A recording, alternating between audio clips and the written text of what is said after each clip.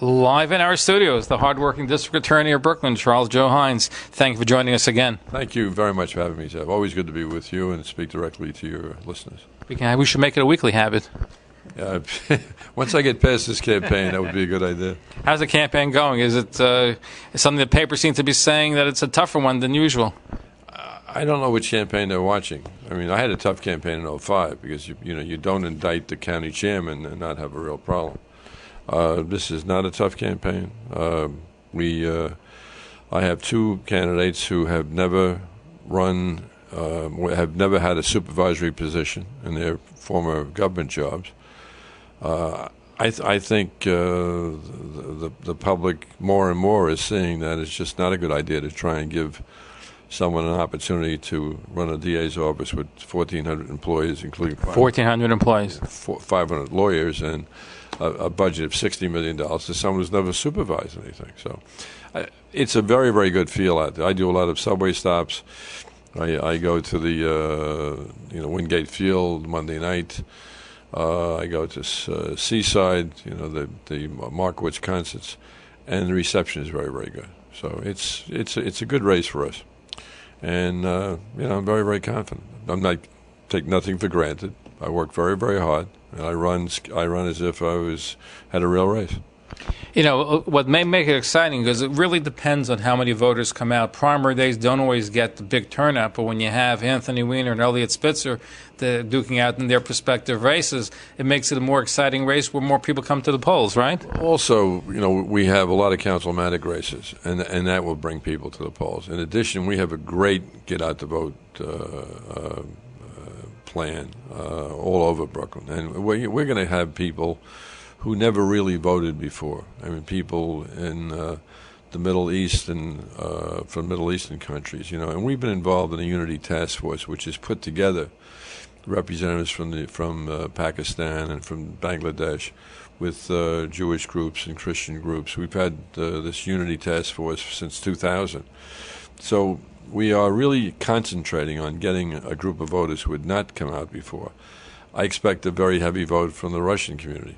I've been doing Russian radio with two separate hosts for 7 years. A very good Chinese turnout. I've been doing Chinese radio for 7 years. So I really took a page out of Bill Clinton's playbook many years ago by going directly to indigenous groups. That's why it's always a delight to be with you and with but in this program, you don't need a translator, though. No, I don't. No. Because you know a couple of Yiddish words you can throw in. A few. Abyssal. Abyssal, exactly. So it's a good campaign. By the way, I happen to like the idea about doing a lot of ethnic, especially in a place like New York, because the fact is, New York's such an ethnic place, and when you do the regular media, it doesn't really cover all the ethnic bases. No, so by doing the Chinese, the Russians, the other ethnic groups, I think it's a great way to go because they pay more attention to somebody speaking to them if somebody takes a time out than somebody just speaking to the general public. There is little doubt about that, and that's really why in 2005 I got an enormous vote from the Russian community. So we're on the right track. We are getting a great deal of broad support. For example, Central Brooklyn, which is largely African American, every African American district leader is with us. So it's going to be, I think, a very satisfying result on September the 10th. Let's talk to Jews. Good. Jewish Week had an article about Sam Kellner, whistleblower. Your office was going after him, and they're saying you should drop. Dov Hikind came out saying everything should be dropped. What's going on with him? Well, I've been a trial lawyer for my entire career, and I measure cases based on that experience. I've taught trial advocacy for 25 years. Jewish Week has its own bent. There's one particular reporter who doesn't like me. About Hella Winston? Yeah, I'm sad to say she doesn't like me. And whenever she gets a chance, she takes a shot. The Kellner case is going to trial. I'm not going to discuss the specifics of it, but it's going to trial. And it has nothing to do with Lebowitz, for example, which is the way they try and connect the Lebowitz case. Lebowitz is going to go to trial also. And, the jury will decide the merits of the case. But we're confident we have the case. They say he's a whistleblower and that he's being penalized for being a whistleblower, and that they say that he should not be going to trial. I know what they say, but I have a responsibility to bring a case where I believe there was a substantial effort by Mr. Kellner to gain money for his own benefit by making up stories. And I think we have a substantial case. When is it scheduled to go to trial? I would think probably sometime in the fall. The case has been lingering for almost 2 years, and every adjournment has been sought by Kellner's lawyers. We asked for an adjournment the last time because we have something to investigate, which is unrelated to the core charges of Kellner, but it's a peripheral issue that has to be resolved. So that was our first adjournment. So I think we're probably looking at a trial in October and November. And the Lebowitz trial? I think, if I'm not, it's going to be in September, actually. Yeah. For everyone, that's an alleged child molester who is being retried. Yeah, he was tried. He was convicted the first time. He got a substantial jail sentence, and he will be retried. I believe it's the second week in September. Any other trials that are dealing with this issue coming up? You know, we have a trial-ready office, so we're always trying cases. And there are any specific case involving the ultra-Orthodox Jews right now? Not off the top of my head, but you know, we're always on trial. Because I remember you mentioned to me that there may be another 100 potential perpetrators out there in the community. If I said that, I misspoke. I don't really estimate. I mean, what I have said is that I don't believe for a moment that the problems of sex abuse are pervasive in the ultra-Orthodox community any more than I believe it was pervasive in the Catholic priests. And so I think what is happening is more and more folks come forward directly to us so that we can work with them. I think there's a comfort level that's being reached, and I think we'll be able to show definitively that any claim that somehow ultra-Orthodox people are more inclined for sexual perversion just doesn't have any weight. No, it's true. I'm sure the numbers are not any greater than in the general population. But if I remember correctly, I think those that are being pursued by your office or they're for potential being a perpetrator, sexual predator. I know what you're getting at. We have pending 118 cases. That's what I was referring. We had 118 cases. We resolved half of them. We have had a 73 conviction rate, 73%, and then there are other cases building up. Now, you mentioned that you're getting more cooperation, and I'd like to focus on that because there's still, you probably hear it, there's don't talk, don't tell, and yes, there is more rabbis saying you should cooperate, but you still have some that don't allow their constituents to cooperate. They feel that it should be handled internally. And I think it's a mistake, and I've said it over and over again. How do you change it? The only way you can change it is to require them to be mandated reporters, and it may come to that. Now, I thought the leadership in the Crown Heights Beis Din last summer took a great step forward when they suggested that any allegations be brought directly to secular authorities, and if we can get other communities to follow, I think it'll be a very, very positive step forward. So I was saying, I alluded to an interesting Democratic primary race with Elliot Spitzer and Anthony Weiner. I'm curious to know, I know you're not making endorsements, but I'm curious to know of how that, I know.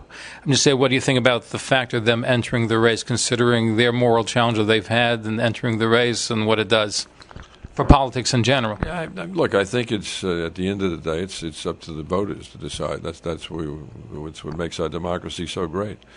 And both of them have their strengths, irrespective of their moral foibles that they've conceded to. And then it'll be a question for the voters to decide who's the more qualified person to be the controller and who's the more qualified person to be the mayor. Does the polls show them ahead in both those races? The most recent poll, I think, had Anthony in second place. Elliot, of course, is clearly out front by 15 points. But, I think Scott Stringer is a tough guy. I think you're going to see a much more aggressive campaign. And then, people don't really pay a heck of a lot of attention to these races in July and August. It'll start to heat up toward the end of August as we get towards Labor Day. Live in our studio, Charles Joe Hynes, the District Attorney of Brooklyn. We'll be right back after these messages. Stay tuned. Don't go away. Welcome back to the program. I'm Zev Brenner, live in our studios. He does every 3 weeks now. It's Charles Joe Hynes, the District Attorney of Brooklyn, looking to be a 7th term as District Attorney. So I know you've been there a long time. What do you hope to accomplish in a 7th term should you be elected? I'm not finished yet, and that's really why I'm running. Just quickly to remind people, in 1990, when I had the privilege of getting this job, there were about 158,000 serious felonies in Brooklyn, 760 murders. 1 out of every 15 of us was the victim of a serious crime. And Brooklyn had become the 5th most violent place in the country. 13 years later, Money Magazine said we're one of the 10 best places to live. Now, that did not happen because of a traditional prosecutor's approach. It happened because I recognized that there was much that could be done about reducing reoffending rates, and so we started the first drug treatment program in the country. In 1999, that was in 1999, I had the first reentry program for the formerly incarcerated. Both of those programs have contributed substantially to the reduction in serious crime, so that we today average under 30,000 serious crimes. Last year we had less than 150 murders for the first time since 1960. So we're on the right track. A couple of things I want to accomplish. During the last 2 terms, I was able to put together a Red Hook Community Court, a multi-jurisdictional court that has a full range of services. It is credited with taking Red Hook, which was one of the most dangerous places in the city, and making it one of the most safest places. Brownsville, arguably, is still one of the toughest places, although not nearly as bad as it was. Getting better, surprisingly, right? It's getting much better. And I believe that the miracle of Red Hook, as we call it, will be the miracle of Brownsville. We're going to be up and running with that court in 2 years. We've been working with the Center for Court Innovation for the last 3 years. And I believe once the success of Brownsville is established, we'll be able to convince the court system and the mayor and the city council to reverse a decision made many years ago, which I always believed was just wrong, and that was the centralizing of courts. We used to have local courts everywhere in New York City, magistrates courts, special sessions courts, municipal courts. When they centralized the system, all the credibility went downtown in the 5 counties of New York City. We have to change that. The other thing, was it to save money that they did it originally? They thought it would be more efficient to save money, and they just did not factor in the credibility problem. And it over the years, it's been pretty serious. So that's a major thing I want to try and accomplish. The other thing is we offer this reentry program for the people coming home from prison.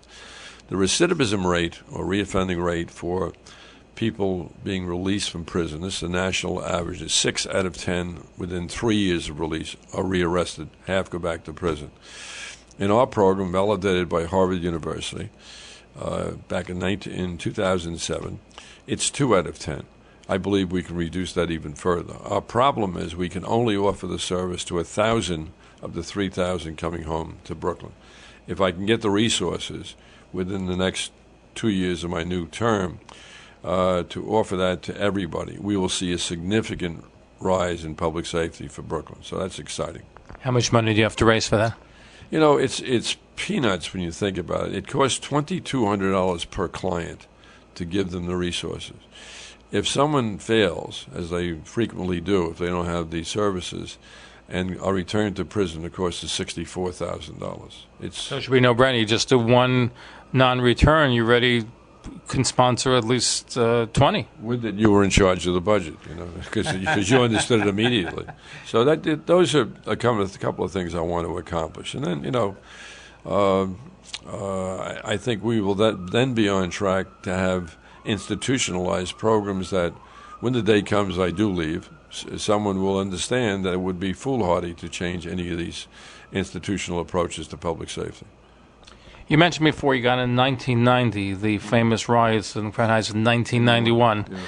Former Mayor David Dinger is coming out with a book any day now where he seems to put the blame not on him but on the police commissioner. You were there at that time. Since it's coming out, that's talking about it. I'd like to get your recollections.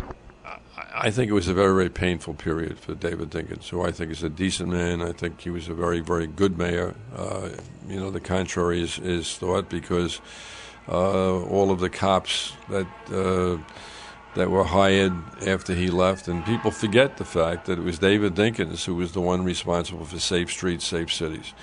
He convinced the legislature to provide the resources so we could basically double the force.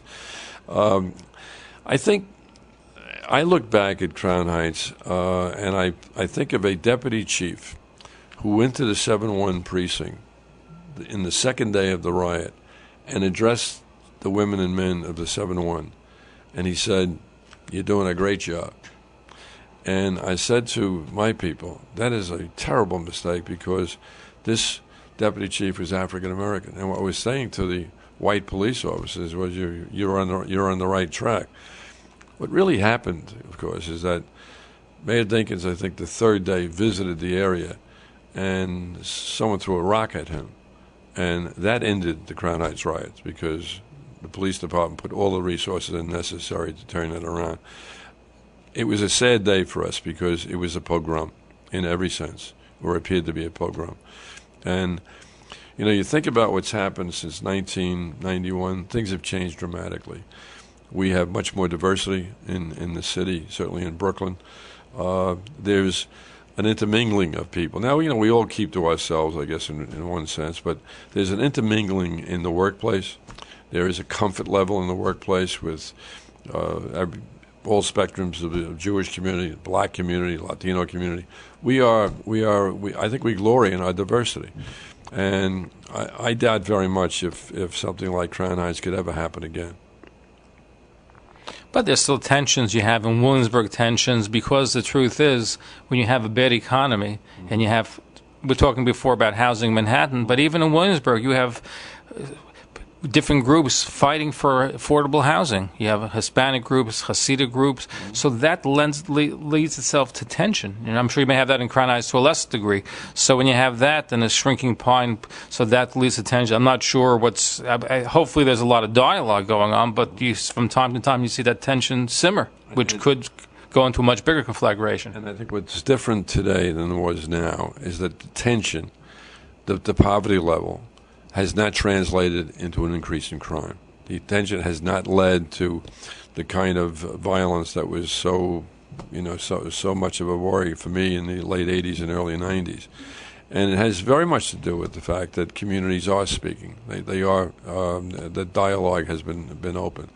And, you know, we're gonna have disagreements, for example, after the Zimmerman verdict. There was a great deal of disagreement and anxiety pitting the African-American community against the white community. I think the white community was at 51% was satisfied with the verdict, 37% was not. The black community was 87% dissatisfied. And yet I think there has not been, in Los Angeles, there was one serious problem recently. But we have not seen that reflected anywhere else in urban America, which is a good thing.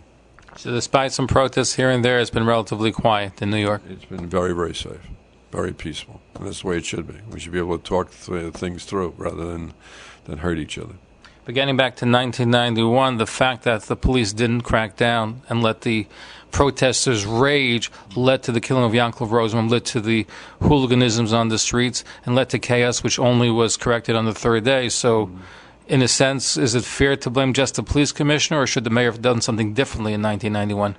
I think there's enough blame to go around, but I think that in his heart of heart, David Dinkins thought he was doing the right thing. And when he recognized just how horrible it was, that one day when he was out visiting the scene, that brought things to an end. We will never see that again, I don't believe. Charles Hynes, District Attorney of Brooklyn, thank you for joining us again. Always good to be with you, so I look forward to the next meeting. Thank you.